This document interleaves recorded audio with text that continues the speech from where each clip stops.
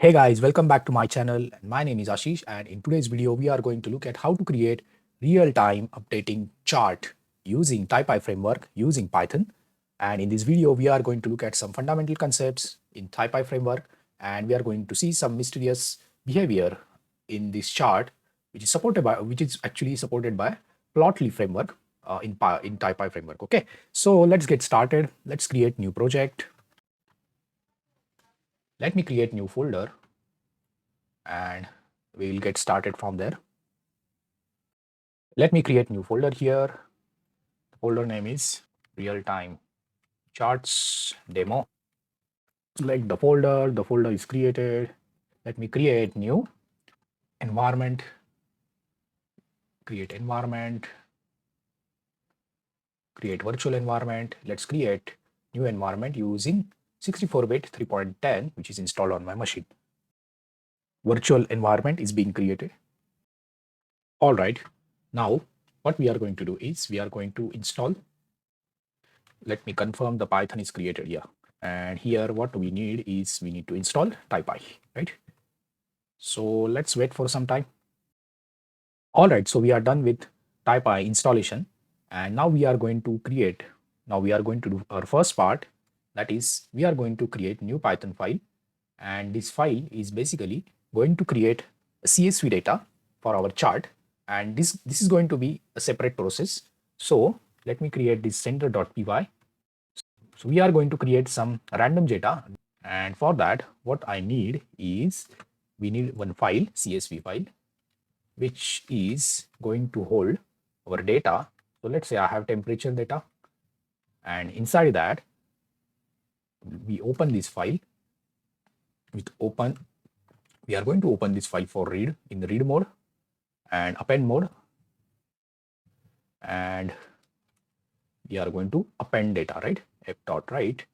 So what we need here is, first of all, we need time, that is current timestamp, because we want to plot chart this temperature against time, right? So this time is epoch time, and so this is CSV. So CSV is comma separated file. So we have records comma separated, and it is usually used in data pipeline. So data is collected normally in CSV or databases. So here we need some random int. So let's create random data between 15, or maybe let's say create between 10 to 40. Okay, and last is \n. Don't forget this \n. And we want to do this in loop, correct? We want to do it in loop. So while true, what we are going to do is we are going to open this file, we are going to write, and I'm going to sleep this thread for, let's say, 5 seconds. Okay, so you can either use g event sleep or you can use time.sleep. So g event sleep is used for green threads, and so this should create our file, right? Let's run this and see if file is created. So I'm running this. Yes, so temp.csv file is created, and you can see data is created. I'm going to stop this file for a while. Okay, so as I pressed Control C, you can see it's a keyboard interrupt and my program got exited. So what we need to do is in the CSV file, the first line is the record. It's a time versus temperature. Okay, so this should be good enough. Okay, all right. So now this program will keep on creating this CSV file. And let's look at the another part, the important part, where we are going to plot this program. So for that, let's create new file. That file is going to be our real-time chart.py. And here we are going to need important Taipy, right? Let's import Taipy. We need pandas because we need to read this file. Okay. Import type from Taipy, import GUI service. From Taipy.GUI we need some functionality, invoke callback. Okay, So let's go ahead and first of all, let's create simple page app. So I'm going to create app with, yeah. So here, what I'm going to do is I'm going to create chart. This is a data chart. So X is equal to time, X axis is time and Y axis is temperature, right? So this is how my chart is going to look like. All right. And this data is data equal to pd dot read CSV. Let's create this CSV file. CSV file is actually nothing. So in fact, I can import that global variable here. Oh, it's a small f, right? Huh, yes. This is good enough, but let's go ahead and start this GUI thread. So we create GUI and here the parameter is page equal to temp app, right? This is going to be our page and I'm going to run this instance GUI dot run. All right. And let's import this GUI. So this is actually a GUI. So what I'm going to do is I'm going to create CSV file variable here because I don't want to create any dependency. So what happens is when I import this, if I import this temp CSV from here, then there is a dependency and this file is executed before real-time chart.py. So we don't want that to happen. So for now, I have created this CSV file here and these both threads are going to be, I want this both to be a different process. Yeah, so let me run this sender.py for a while and so that it will generate some data for us, this temperature.in CSV. So yeah, so you can see some data is generated and let's close this for a while. And now let's run this our real-time chart.py. Yeah, so as you can see, our chart is now printed with some random values. Okay, and you can see some interesting thing here on a time, which is our x-axis, and this time is not exactly looking as we want. So we are going to see how to improvise this loop. So it's epoch. We have to convert this into human readable form, and but this is how basic chart is looks like, and it's not going to update real time. We have to restart the app so that every time this PD, we have to call this read CSV function every time so that this new data which will be available in this CSV file, which will be available for this chart. Okay, so here we are getting this data, right? New data. So let's now improvise this code. So what I'm going to do is there are some few things I'm going to use. So here the first parameter I'm going to is run browser false because I don't want this browser to run every time. And second parameter is reload use reloader true. Okay, so these are some improvisations. And next, what I'm going to do is I need to create one button here. So first we are going to look at how to do it through button, and then we'll look at how to exactly do it using automatic refreshing using polling. Okay, so this is a refresh button, and what to access this, what I need to do is we need to catch on action, and which take two parameters, state ID, and here I can print that yeah, the refresh button is clicked. But let's do one thing here. What I'm going to do is I can actually use this, but here I need to use this state.data. Okay, state.data equal to, I'm reading this file again, and I think that's it. This should be enough. But remember, this reading CSV is very heavy operation, and it is going to have impact on application performance. This is just a workaround. Let's run this and see what happens. Oh, I'm running this real-time chart.py. So here I'm going to just refresh. Okay, so now no new data is not there. What I'm going to do is I'm going to create new terminal here, and here I'm going to run this sender.py, which is going to generate data after 5 seconds, and I'm going to hit this refresh button. Okay, so you can see as soon as I clicked refresh, let's wait for 5 seconds. So let's wait for 5 seconds.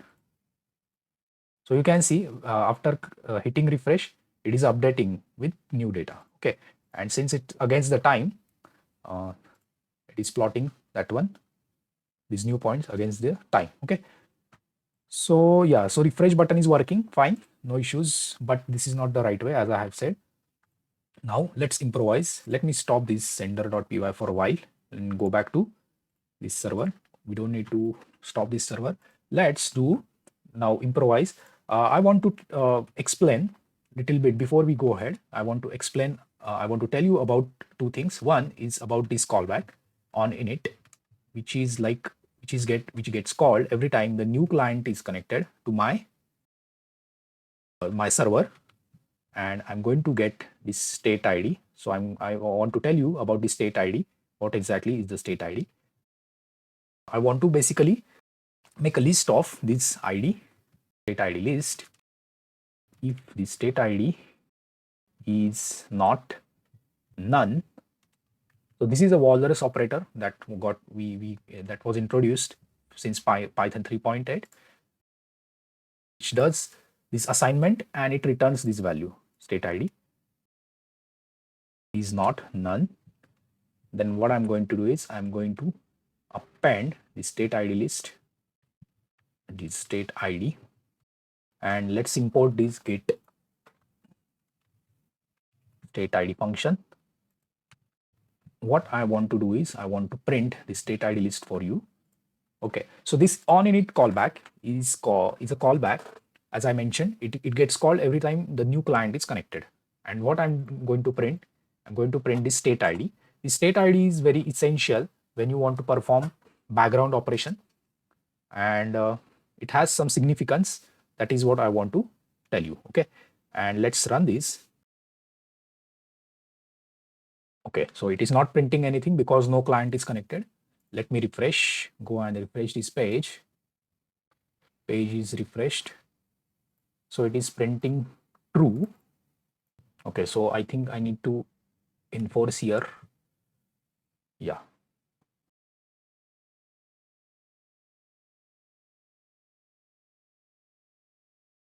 Okay, now you can see this random value, right?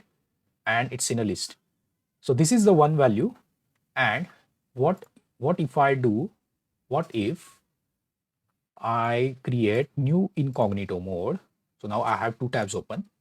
Now in incognito mode, now you can see I have two clients connected. Okay. Now this is non incognito mode. Now if I create new tab here and again try to create, if I try to connect again back, then you will see it has not created a third state. So it's basically the Taipy framework. It is maintaining this state. So it looks like it's like a session, or it's a connection identifier for your state, for your client, which we are going to use to which we are going to need to update that particular client state. Okay, so this is very important concept in Taipy framework, this state. Please remember this. So this state ID list we are maintaining, this ID, these are all clients which are connected to my system, my server, and which I am supposed to take care of. The drawback or fallback, what I have seen, I read all documentation, but I did not get a part where I will get information that this state or this session or this state is this client is no more active, that kind of information. So that information, so just like this on init is there, so on destroy or something similar we don't have here in Taipy. So that is the shortfall I see. But let's go ahead, and now we are going to do what I'm going to create. So on init is done. We are maintaining this list. Now we are actually going to need one background thread which will actually refresh these after, let's say, after every 5 seconds. Okay, for that let's create one thread. So important part here is I'm going to need one method refresh. Okay, so let's create thread. So we need to import thread. So we need target So this function refresh, and we are going to pass our in argument, we are going to pass this GUI parameter. This GUI parameter is created below, so we will shift this code before we create this GUI.run. So remember this GUI.run, this Taipy framework is actually a Flask application. It's a Flask app, so it has its own. So you can actually get this app using this method. So it's a Flask app which runs in its own thread, and this thread is going to be this is going to be in a different context. So we have to handle this thread very gracefully. We have to exit this thread very gracefully. Let me import, yeah, thread, import thread. Okay, thread is created, and the thread, we are going to run this thread as this. This thread will get started, refresh. Now here the first step that I'm going to need is we will wait for this server to get up. So we'll sleep for, let's say, 10 seconds. We'll start our work after 10 seconds after this server starts. Now we need one variable. Again, important concept here. We need one variable here, which is stop requested is false for now, and we are going to use this here while stop requested, and we are going to import this global variable here as this. Okay. Now very important concept here. Why I'm using this here? It's because you will notice that when you do a keyboard interrupt, this thread, what happens is it creates a leak for this refresh thread in the background. You can try it on your own.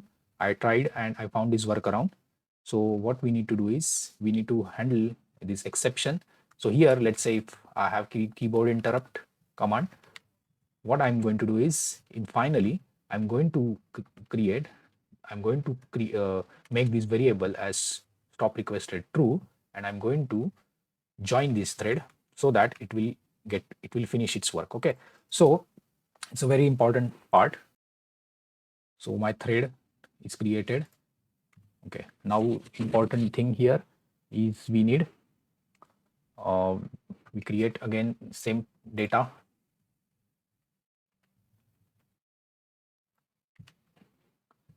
We create data, and we basically we need to call for state ID in.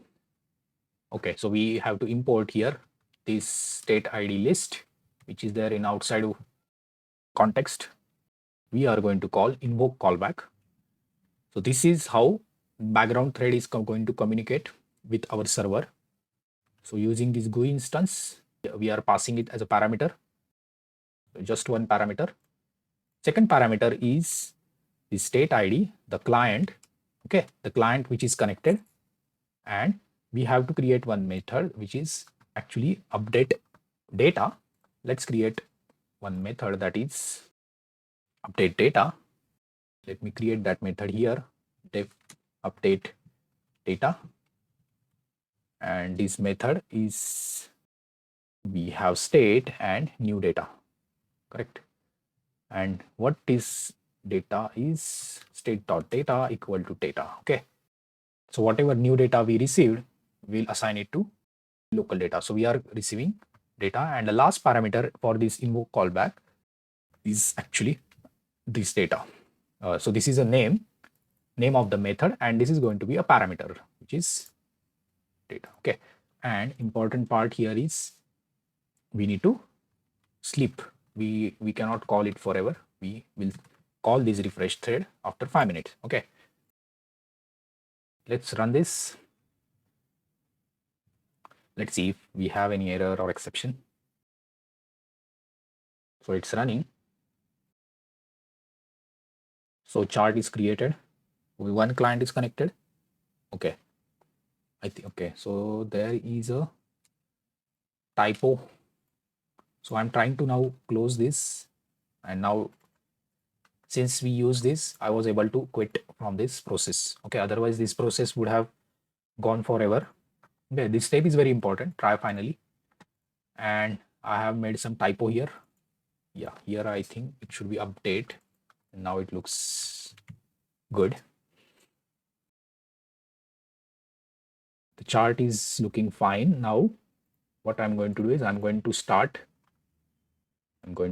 this sender, and let's come here and you will see it has started updating this chart automatically. After 5 seconds you are seeing this value is being updated after every 5 seconds, and if you hover you will see this value. Now what the next part we are going to do is so this is like real time data update is happening. The next part that we want to fix is this time. So let me stop it. Now the last part. So this time is in epoch. Okay, and we have to change it. So what I'm going to do is I'm going to fix this like this. I'm going to replace this time with data time, and I'm going to create one lambda function here.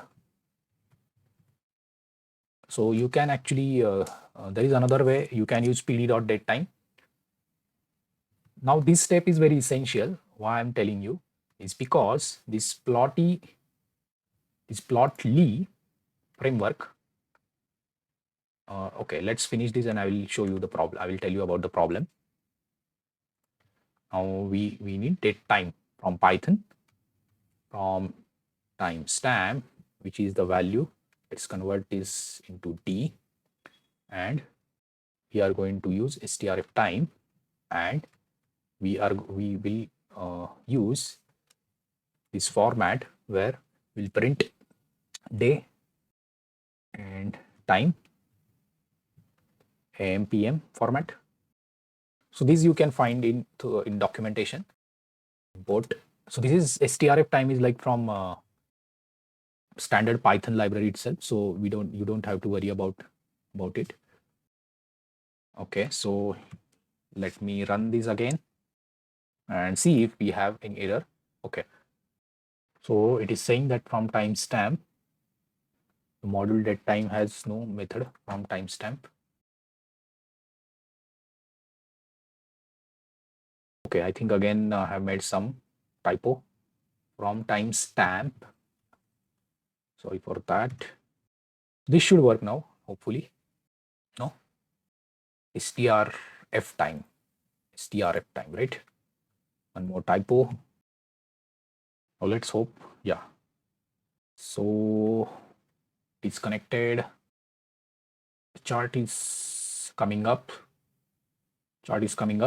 Now let's go ahead and create random values and see if date time is coming. No, time is not coming yet. It's because, rather, let me do one thing. If I do restart, okay, it was still not coming.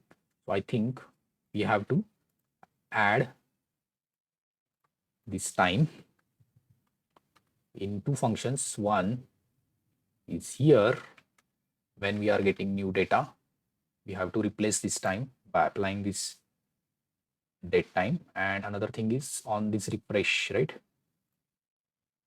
Data, yeah, here on action when we are doing this.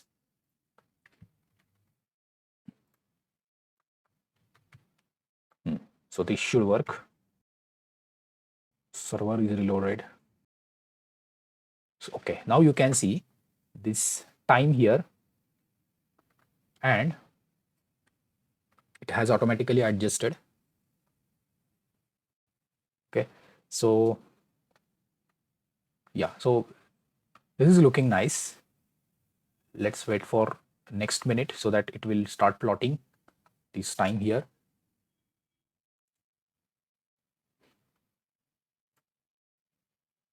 So meanwhile, I will tell you about this time. So this plotly graph library which Taipy is using, it always shows UTC time by default, and there is no other way to override this behavior. Now, this chart looks weird because we have multiple values on y-axis for same value of x, and it is happening. It is happening because we are generating random values after per 5 seconds, right? So we have multiple values mapping to single value.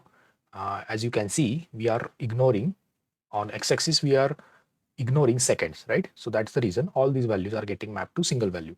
To solve these, what we are going to do is we are going to add seconds to this display time so that these values will get proper.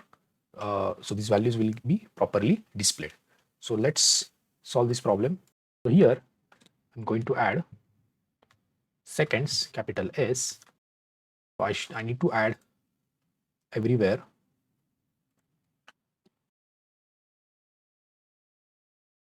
So I have restarted this server. All right, so now you can see values are separated, but there is another problem in this at the bottom. These values are not pretty much readable, right? So now, so what happens is if you provide time directly to this plotly graph, then it automatically adjusts its, these x-axis labels accordingly. Now, since we have overridden it and we have used strf time, right? So we are directly providing string instead of date. So we have to handle this manually.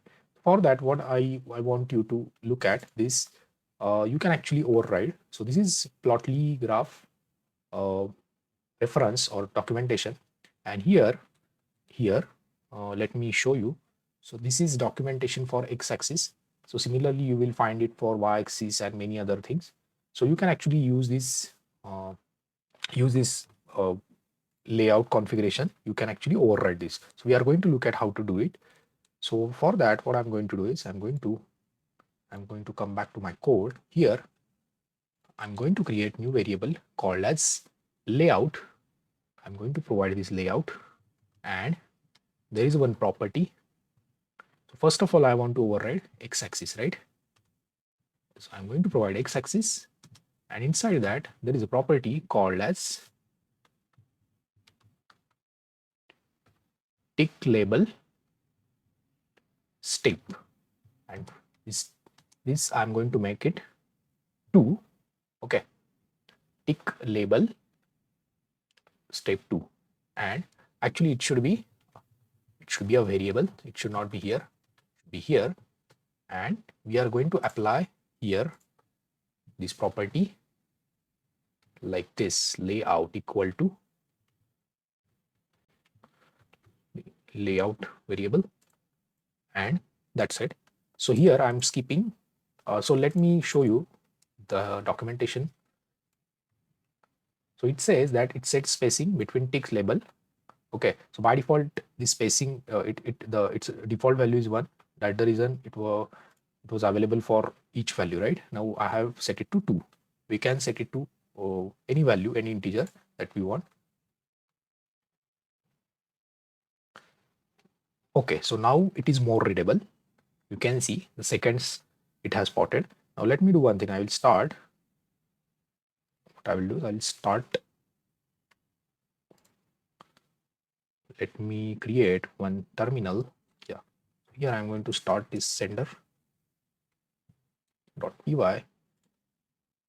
and now you should be able to see real-time updates. Now this graph looks extremely better than the previous one. You can see after every 5 seconds we are generating new value, and this value is getting it is getting drawn directly to the graph. All right, so what I can do in fact is I can make this as 3, and I can say that I want only last, let's say 15 values. Okay, I just want the last 15 values, and I need to refresh this obviously because server is going to get restart. Server is going to get, yeah, server is restarting. Yeah, this looks very clean.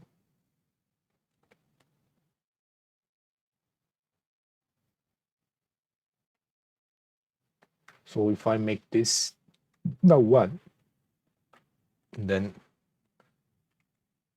it won't be an issue, because now number of values are reduced to just 15. Yeah.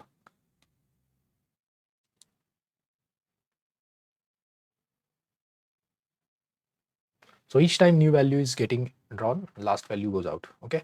This is how you can actually create graphs. So thanks for watching my video. So enjoy this video and create your own Taipy app.